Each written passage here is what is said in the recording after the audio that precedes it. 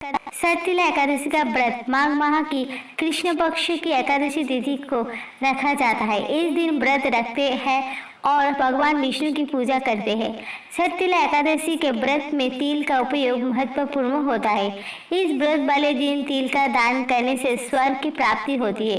2024 में सत्यला एकादशी कब है? सत्यला एकादशी का शुभ मुहूर्त क्या है?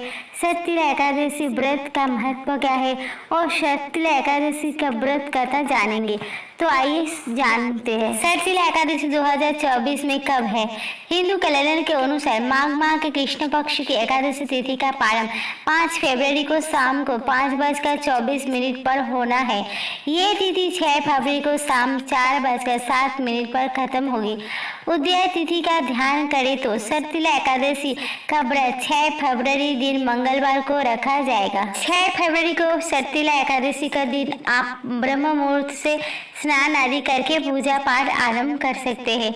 उस दिन ब्रह्म मुहूर्त के प्राप्त के 5:30 से लेकर प्राप्त 6:21 तक है।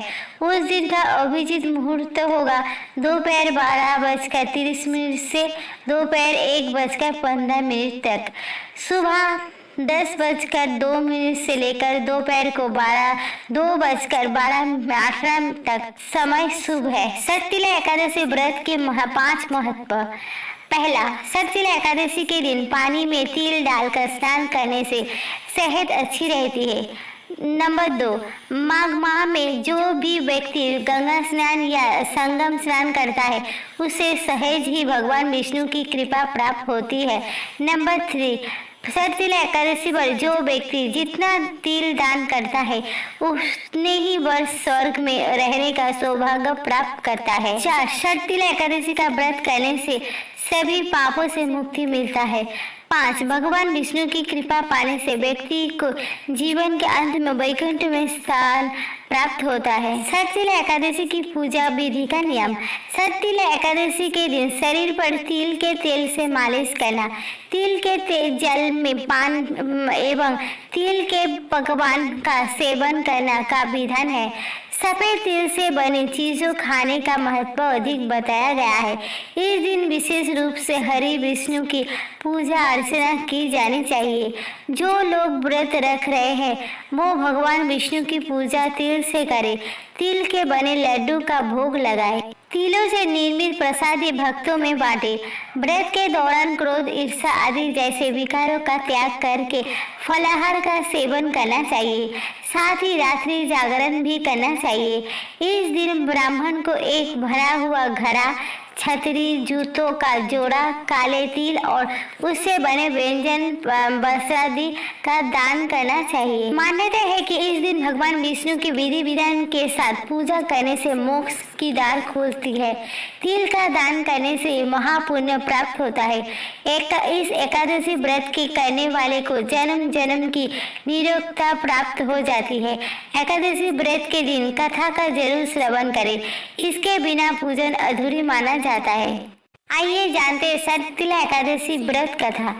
इस उपवास को करने से जहाँ हमें शारीरिक पवित्रता और निरोगता प्राप्त होती है, वही अन्न, तिल आदि दान करने से धन धान्य में बढ़ोतरी होती है। पौराणिक कथा के अनुसार एक नगर में एक वृद्ध ब्राह्मणिक ने 1 मास तक उपवास किया। इस दौरान उसका शरीर बहुत कमजोर हो गया। ब्राह्मण ने व्रत पूजन तो किया, लेकिन उसने कभी भी देवताओं तथा ब्राह्मणों के निमित्त अन्नादि का दान नहीं किया। ब्राह्मण ने उपवास आदि से अपना शरीर तो पवित्र कर लिया है, लेकिन उसने कभी अन्न दान नहीं किया है। अन्न के बिना जीव की तृप्ति होना कठिन है। एक बार की बात है, श्री हरि नारायण अपने भक्त ब्राह्मणी की परीक्षा लेने भिक्षु का वेश बनाकर उसकी कुटिया में पहुंचे। ब्राह्मणी ने श्री हरि के वेश में साधु को भिक्षा में एक मिट्टी का पिंड दे दिया। कुछ समय व्यतीत होने पर वो ब्राह्मणी शरीर त्याग कर स्वर्ग को प्राप्ति हुई।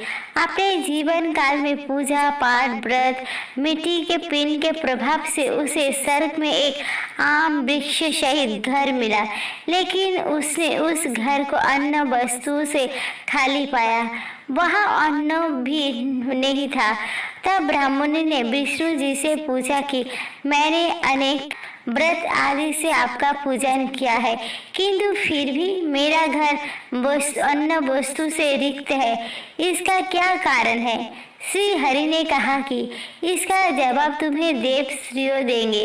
इसके बाद देवश्रियों ने ब्राह्मणी को शततिला एकादशी का महत्व बताया। उस ब्राह्मणी ने भी देवश्रियों के कहे अनुसार शततिला एकादशी का उपवास किया और उसके प्रभाव से उसका घर धन्य धान्य से भर गया। तब से शततिला एकादशी व्रत किया जाने लगा। शास्त्रों में वर्णित है कि बिना दान किए कोई भी धार्मिक कार्य संपूर्ण नहीं होता। मनुष्य जो और जैसा दान करता है, शरीर त्यागने के बाद उसे फल भी वैसा ही प्राप्त होता है। धन्यवाद। कहानी अच्छी लगे तो लाइक करें, कमेंट करें, शेयर करें और मेरे चैनल को सब्सक्राइब जरूर करें।